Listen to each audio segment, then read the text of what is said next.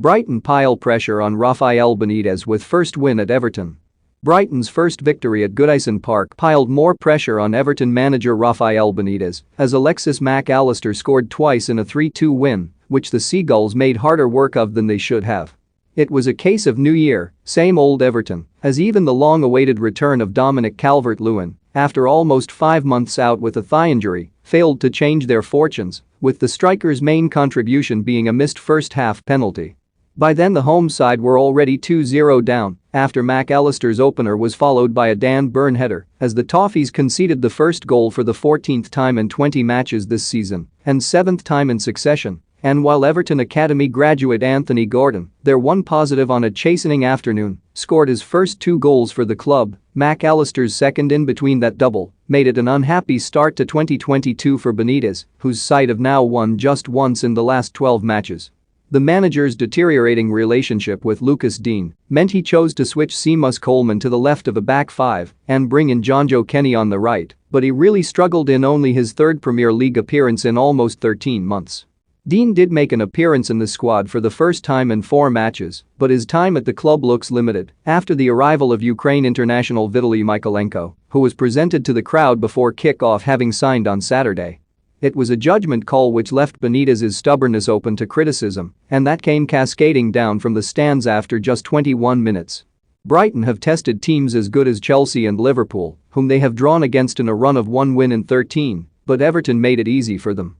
Just 3 minutes in, the hosts' trio of centre-backs somehow failed to pick up the run of Mac Allister, who had started the move which saw Neil Maupay's looping header drop for him to volley home, with Michael Keane, Ben Godfrey and Mason Holgate statuesque.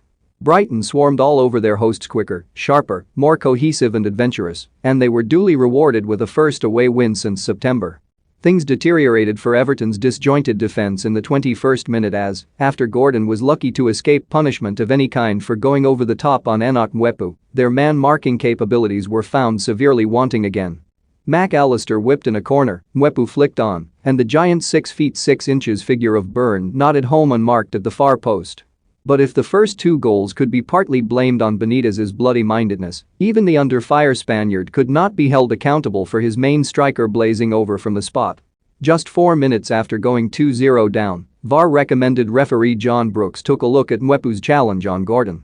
Having then awarded the penalty, Calvert-Lewin, whose previous goal had come from the spot against the Seagulls on his last appearance in August, missed from 12 yards.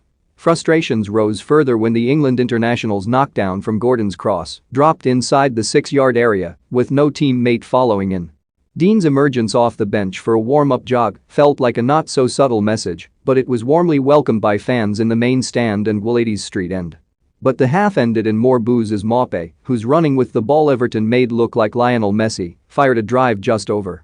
Half-time changes seemed inevitable, but Benitez stuck to the plan and was rewarded just 8 minutes after the restart as his side enjoyed their first stroke of good fortune.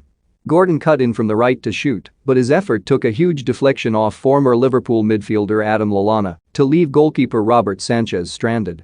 Everton enjoyed their best spell of the game, but symbolic of the squad Benitez inherited a side of Allen's long-range effort tipped over by Sanchez. They lacked genuine quality to make a difference. That was something that was not missing from Mac Allister's game as he rifled home from 25 yards, with Gordon's second achievement